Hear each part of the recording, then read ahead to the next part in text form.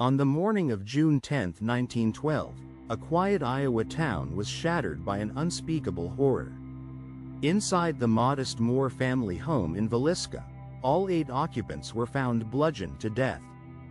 Josiah and Sarah Moore, along with their 4 children and 2 young houseguests, perished in their beds. The brutality of the scene defied imagination. No one was ever definitively convicted.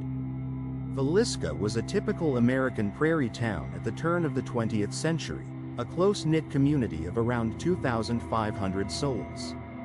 Josiah Moore was a respected businessman, well known for his dry goods store and amiable disposition. On the night of June 9, his family had hosted a Children's Day program, attended by the 2 visiting Stillinger sisters. All 8 would return to the Moore residence, never to leave alive. This era predated sophisticated forensic science or systematic police procedure. Investigation often relied on witness accounts and basic physical evidence collection. The arrival of law enforcement and eager citizens at the Villisca scene created immediate chaos. Crowds of townspeople inadvertently compromised potential evidence, hindering crucial early stages. The first to discover the horror were neighbors, concerned by the unusual silence and drawn blinds. Inside, a chilling scene awaited them. An axe, believed to be the murder weapon, lay near the bodies of Lena and Ina Stillinger in a downstairs bedroom. All windows in the house had been meticulously covered, suggesting a deliberate attempt to conceal the grim acts within. Victims were discovered in their beds, suffering repeated blows. Josiah and Sarah Moore were found in the master bedroom, their faces obscured by bedclothes. Their children, Herman, Catherine, Boyd, and Paul, lay in their own beds, similarly brutalized. A single oil lamp, its chimney removed and wick turned low, sat on the dresser. This suggested the killer had navigated the house in dim light after the attack, spending hours among the dead. There were no signs of forced entry. The killer likely entered through an unlocked door. The axe itself, a standard tool from the Moore family's own woodshed, was used with incredible force.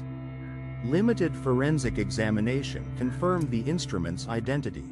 The careful arrangement of some bodies, and the covering of all mirrors, added another layer of eerie precision to the slaughter. Despite extensive investigation, the case quickly became a tangle of conflicting theories and unproven accusations. 4 key suspects emerged over the years. First, Reverend George Kelly, a traveling preacher with a history of peculiar behavior, who later confessed under duress before recanting. Frank F. Jones, a state senator and business rival, was also tried and ultimately acquitted. Some historians believe the murders could have been the work of a transient serial killer. This individual was possibly responsible for similar axe attacks across the Midwest, often targeting families along railroad lines.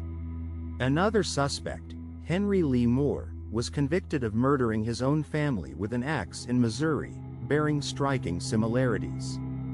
This terrifying possibility was largely overlooked. The failure to secure a conviction for the Villisca axe murders stands as a stark indictment of early 20th century criminal justice. Chaotic crime scene management, a lack of standardized procedures, and intense public pressure all conspired to obscure the truth. The trials, particularly that of Frank F. Jones, were marred by allegations of perjury and witness tampering, leaving many questions unanswered. Today, the Moore family home still stands in Villisca, a grim monument to a dark chapter in American history. It draws visitors seeking answers or an encounter with the lingering spirits of the deceased. More than a century later, the identity of the person who wielded the axe on that fateful night remains elusive.